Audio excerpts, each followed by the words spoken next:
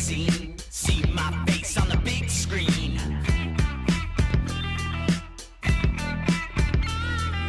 I'm your favorite sociopath. Love my double barrel laugh. Double crush, feel so lush.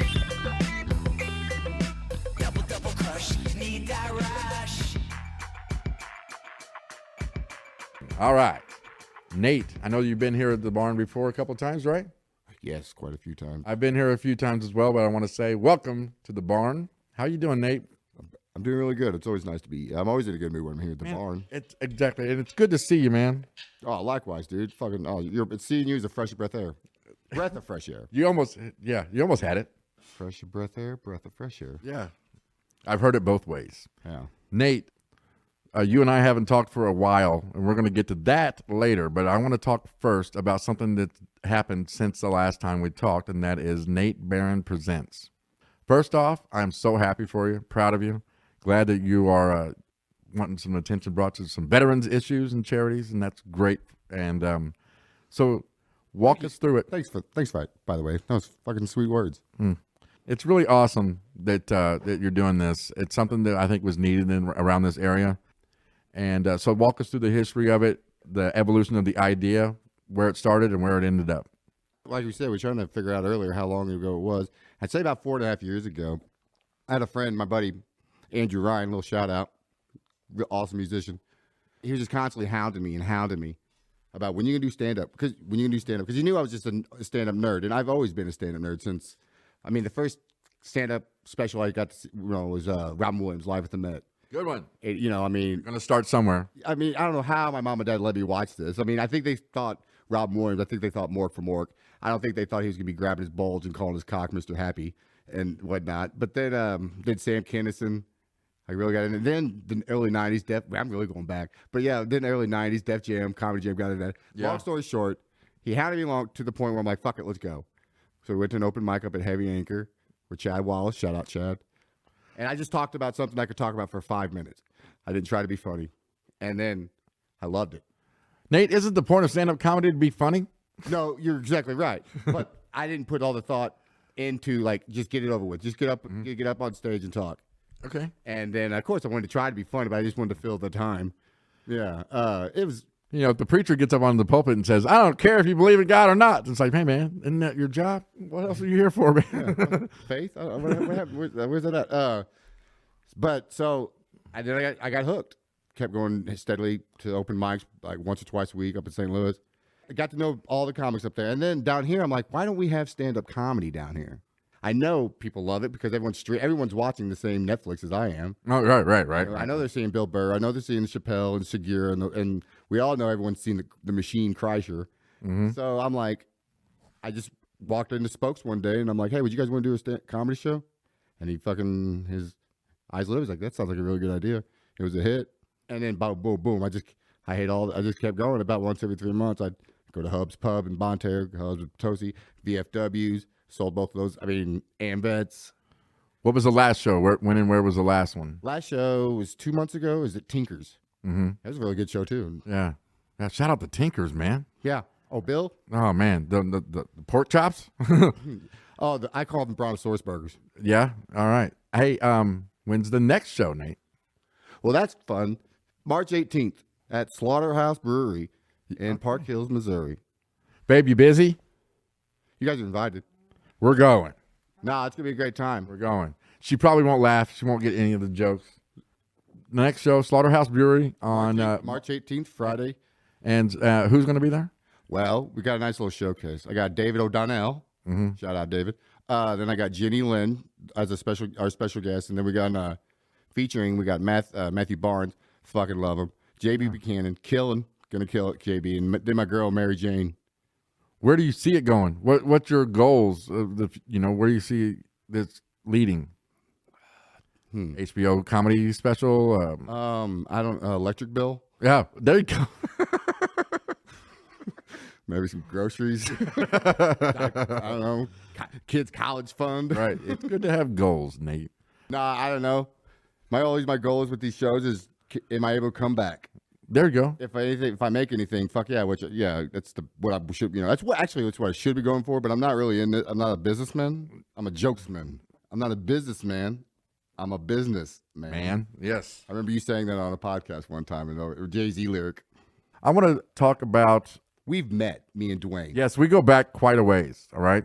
We have a lot of friends in common. We've shared a lot of good times together. A couple years ago, it was probably as close as we have ever been, Nate, wouldn't you say?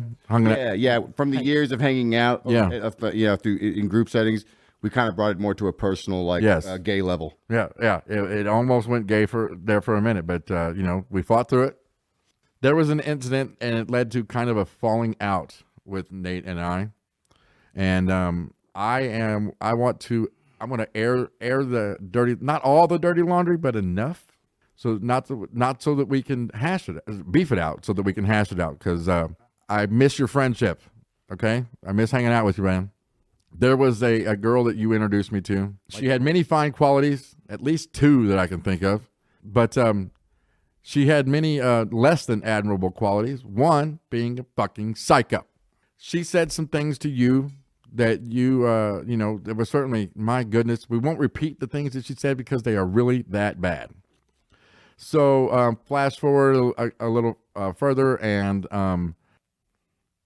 I told her that was the meanest thing that I'd ever heard, but actually I backtracked and said it was not the meanest thing that I ever heard. What you said to Nate was meaner, and she took exception to the fact that that you had told me what she had said to you. So she thought that you had betrayed her, blah, blah, blah, blah, blah. She confronts you about it. You confront me about it. By that point, if you tell something like that, why the fuck do you care if that person reiterates, hey, this is what this person said? It's like if somebody says, you were talking shit about me. It's like, was there a word that I said that wasn't true? Well, and that's not then I wasn't talking shit. I was dropping knowledge. That's not even the point. Like, it's just like, you're going with all these mean things. Obviously, you don't give a fuck. So I wouldn't give a fuck if you. I was like, I would go say, I hope you go repeat this to people. Right, like that's a strange hill to die on. That's where she drew her line in the sand, and it was odd. Her moral compass all of a sudden kicked it. Yes, like you're offended now. Yeah.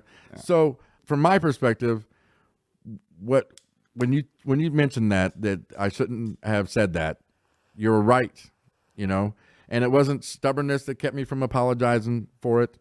It was that I thought that you overreacted to it as well, and that we were coming down on me a little harder than was necessary, especially because I was apologizing and admitting that I was wrong. So it blew up into something that it should have never been. 100%. I just want to say that from my perspective, it's easy to admit when I'm wrong, and in this case, I was. I'm sorry, Nate. I shouldn't have betrayed your confidence like that. I'm sorry that it led to us not being as close as we once were. And, if you'll have me, Nate, I'd like to take you to prom. Yes, to prom. Yes. Second off, a situation like that, the way you explain it, there's definitely going to be it's going to take 2 parties to build that up. So there's going to be there's accountability on my side at the same time. I mean, it's like the joke, we saw Rihanna. We saw what happened, the aftermath. We didn't see the cake, the ingredients that built that cake. Yes, yeah, right. So I'm like, it's not going to blow up that much to the point where it's. And thank you for the apology. And there's much apologies on my end as well. I'm accepting it on this end, Nate. I'm glad we're best friends again. Yeah, right. But you got that $20 you owe me? Yeah, I think she got it. It's in the car. But turn around, babe. So how you make the money? So I feel like you don't owe me $20, by the way. It was not outside the realm of possibility. That's my thought process. It was like my thought process. I'm like, you could have said that in a joking, but like that could be around. Like on my end, I could tell you, I probably do owe this guy $20. I thought Nate owed me money. Yeah, right. Yeah. Well, in the meantime, I felt like I saw the Nate Barron thing getting bigger. Reading about it, keeping up with you, and I was just. From afar, I was really proud of you because I know that this was a big thing and really important to you, and I'm glad that you see it's fun living your dream, man. It's just fun. I'm noticing in my 30s, I'm trying to make up for my stupid 20s, and now it's weird. I was thinking about this the other day. Like, I'm like, oh, I'm the comedy guy. I'm not the drug guy anymore. Hey, awesome. You know, like if I die right now, people aren't going to be like, ooh, how did it happen? Did he overdose? Oh, yeah. Oh, yeah. It won't be automatic. He overdosed, right? Right, yeah. It won't automatically assume. Exactly, right. exactly. He told the wrong joke about the wrong girl to the wrong guy. Like, and that's how Nate went I out. was thinking of this for a bit or an idea. I've been walking a lot lately because just because it's healthy and it's good for you and stuff. And I like where I live and walking in a small town, you're going to run, people are going to see you and they're going to be like, hey, I saw Nate walking the other day. Yeah. Is he okay? You know, I'm like, hey, Nate, you need a ride? No, I'm just walking. Just walking here. Getting my steps in. Yeah.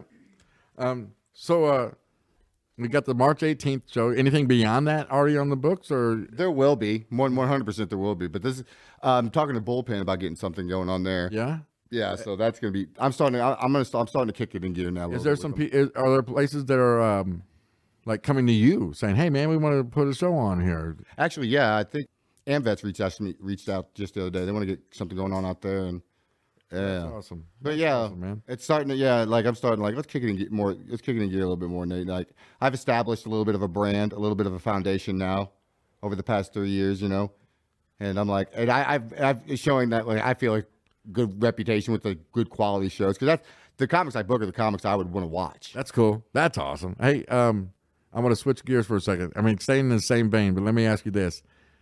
You probably couldn't have started this venture at like a worse time nation worldwide.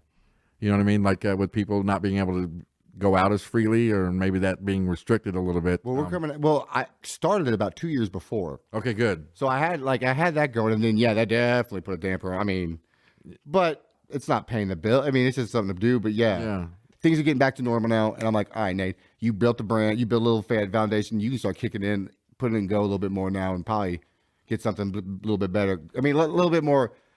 If there's anything I could ever do for one of these shows, man, sign me up. If you need someone to heckle, if you need someone to be heckled, I mean, You could come to the show. I will come to the shows for sure. Even if I don't, I'll buy tickets and you can keep the money. Actually, this one's free. Okay. I forgot to say that. Yeah, so 18th March of this month, Friday, Slaughterhouse. It's free. I mean, you can buy tickets for reserved seats, but you can come up there and it's free.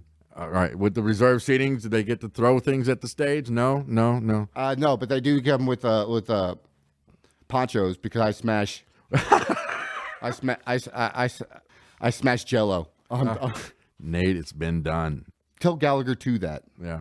You were talking about your experience with your first stand-ups, and I think that, like watching like Eddie Murphy Delirious and stuff like that. That was one of them. That was and one. Like going back and watching it now going, man, my dad was asleep at the wheel on this one. I should not have been watching this. There's a whole other world. Yeah, that fucking hearing, they made me uncomfortable, some of that Eddie Murphy. I'm like, It just shows you that, like, these parents who think that kids are being exposed to too much because of the internet. Like, hey, we were still exposed to that shit when we were kids too. It was just through a different format, It's like the line from The Wire. Games change. Game ain't change. It's just got more fears. Man, that was a good show. Fuck yeah, it's the best show ever made. What else are you watching these days, Nate? Anything catching your attention? I'm trying to get through season 2 of Westworld. I just got done with Wu-Tang. The Wu-Tang saga, Wu-Tang Clan saga on Hulu. Caught up on Tom and Pammy. I got I got one last episode to watch. Is that what we got left? The Kanye documentary. I haven't watched that yet. Phenomenal. Yeah. Nate, there's something I mentioned on a previous podcast with Chad, but if you have not watched it on Netflix, you got to check out Two Distant Strangers. It is a short film, won the Oscar a couple years ago for the best short film. It'll blow you away. It's really powerful stuff. I won't say it's good. It's good in the way Schindler's List was good. Good in the way that 12 Years a Slave is good. It's going to leave you empty. You're not going to feel good afterwards. It's not a feel-good movie at all. Like, but, yeah, I get that. Right. So here, I'm going to give you if you hit the info button, if it was on TV, it would say something like George Floyd, Michael Brown, and other unarmed black men killed by cops meets Groundhog Day. Hilarious. Can't wait. Yeah, it's hilarious. It's a real D-slap. There's a groundhog in it? At the beginning, yeah. He's like, I'm a god. I'm not the god. They don't want to be called that anymore. They don't like to be called groundhogs. Oh, is that right? Bill Murray doesn't. Hey, do you know how many days it was for groundhogs? Someone did the math. And like 1,200 years or it something was like that. It was 10,000 years. Really? Something. Yeah. For him, I had read somewhere that there was a short story based on it, or maybe there was a novella written afterwards the movie. you just wanted to say novella. And that was the word of the day. What do I win? It was like someone said 1,100 to like 1,700 years takes place is the actual time Yeah, period. someone did the math for how he was able to know everyone, know all the language, know like play the piano, know all the steps and every millisecond. Yes. It would take like 10,000 some odd years or something like that. Right. Yeah, that's and here I'm going to keep on the Bill Murray vein. Have you seen the new Ghostbusters? No, It's good. I'm sure. It is good. How do I see it right now? I hope I don't say too much by saying Bill Murray and relating it to Ghostbusters, because like you're not supposed to know that they're in the movie. But hey, guess who's in the movie? Spoiler alert! It's the original Ghostbusters. Rick Moranis. Oh, you just spoiled it then for me. Then I was hoping. Man, they tried. They tried to get Rick to do it. What about that Bill Burr, his monologue for SNL when he talked about he's talking about New York and he's like, Rick Moranis just took one to the kisser the other day, guys. New York's back. I wonder what happened to that guy who knocked the fuck out of Rick Moranis a few weeks ago. All right, we're going to take a quick break, and when we come back, we are going to talk about something else.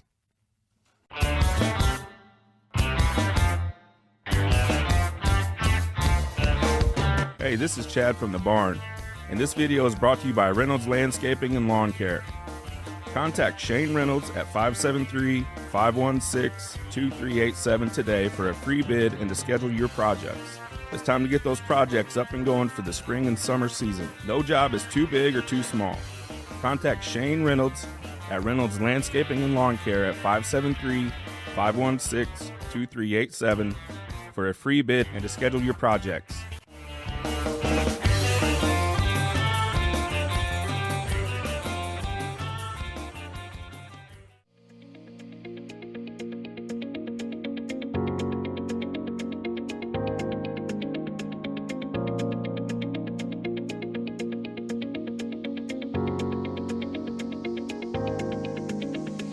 This video is brought to you by The Wellness Investors. The Wellness Investors are a collective of individuals with uniquely diverse backgrounds. Our goal is to inspire, motivate, and entertain. Visit thewellnessinvestors.com and start enhancing your life, one sector at a time.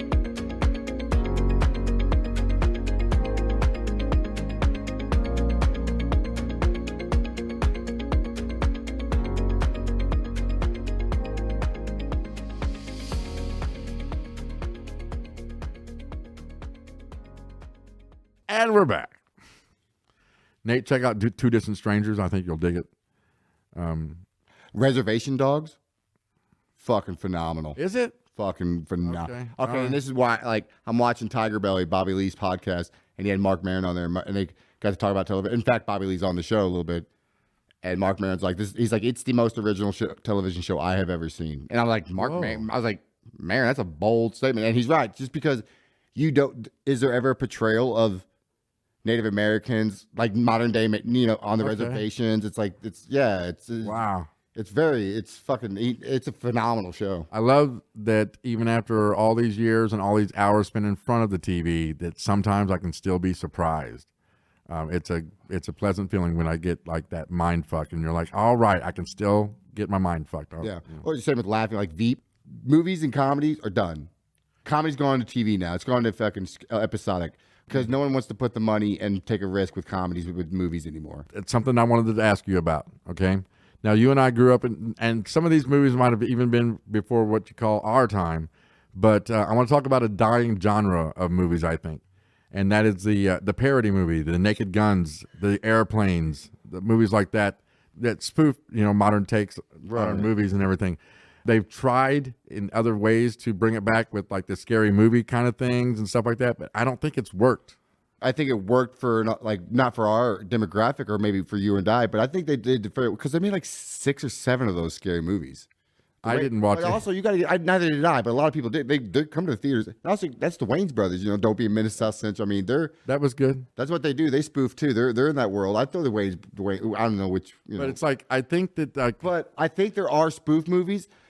They're just limited. I mean, I think that they shoot for the low hanging fruit. Like it's easy to make course. fun of like Twilight. You know what I mean? Like sure, stuff like that. But same with like Robin Hood Men in Tights. You know, I mean, it's easy. They're easy to do, kind of, but they're great. But you know, you got coming. It's a joke. But I think they're still making those movies, but just it's just like a different. The demographic With that, and also different mediums. There's so many different fucking. Oh man, there is. Like Pluto, Yuba, or all these things. Like back in the day, remember? Hey, this was on. Hey, did you watch Did you watch Family Guy? Or not? You know, yeah, it's on Fox. Now it's like, what channel is that on? I have no clue what that is. Let's just start brainstorming, Nate. We'll come up with the perfect idea, and let's get us some of that fucking Netflix money. What do you think? Get the greenlit. Get my shit greenlit. Well, I mean, I don't know. We might be too white for Netflix. That's why we're diversifying, man. That's why DJs comes around now, so we can get that diversification, like Our time will integrity come. weed. Yeah, well, don't get me wrong. Our time will come. The white man's, yeah, we're making a comeback. Don't think, don't sleep on us, guys. Don't sleep on the white man. Man, I heard Louis C.K. the other day. He's talking about perspective. You always need a little bit of perspective. He's like, if you just Shout out to Louis C.K. if you sat on the porch and just listened to the slaves out in the field singing, you're like, well, they're doing all right. They seem to be having a nice time. So there's big stuff coming from the barn, right? I love that we have like opened up this umbrella because, you know, we started off with the Chris Sable Power Hour. I know that you were a big fan of the show back in the day. We started to re-release some of the old episodes of that. It's been nice for me to have some cloudy memories on, you know, I'm like, wow, we did do that, right? It's nice to have that, but it's nice to have this other content that we're doing. And it's like under this bigger umbrella. And it's like, man, run and tell your friends. There's going to be something in the barn that you're going to like. Wax Stock Tips and Girl Dad and the Vulgar Display of Podcasts. And these guys are having a great time, and I'm glad that I get to be even just a little part of it. It's fun. Bring your kids. Don't bring your kids. Don't bring your kids. They spelled the sign wrong, Nate. Oh, It was supposed to say don't. I mean, it's safe for me to come here though. It's we're not near a church or a playground or anything. I mean, And I promised that I would close my eyes for all the bad parts. yeah. Oh, my kid's in the car. I should check in on. You cracked the window, though, right? Right. He should be fine. I try this bad joke on stage for a while. I mean, it's a if I see the crowd getting weird, sometimes I got a whole arsenal of pedophilia jokes. Oh, there you go. It's not. There you go. It's but it's like, for example, my kid. He's adorable. He's cute. He's not diddle cute. I mean, not by me. Come on. I'm not gonna diddle. I'm not gonna shit where I eat.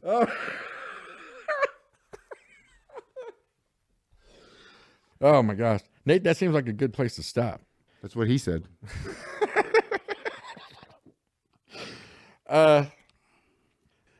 So plug the show again, Nate. What we got coming up on Dude, March 18th? Check Slaughterhouse out Brewery. March 18th.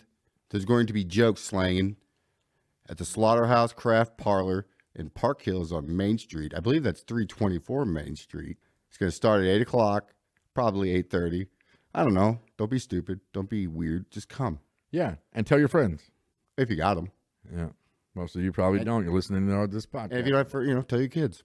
And tell your kids. Must be 8 to enter. Yeah, you must be this. You must be this tall. Just call me the old. Yeah. You know, you really got to hand it to blind people. That's it. Yeah. Yeah. Because then they drop it. All right, I'm gonna get off here. This is fun. Nate, this is fun. It's good to see you. Thanks, guys. Don't be a stranger. God bless. Don't get arrested.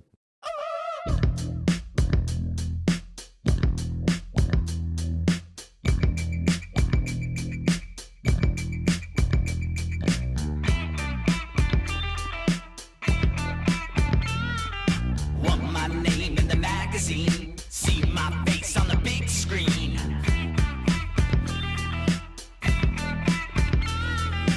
I'm your favorite sociopath, love my double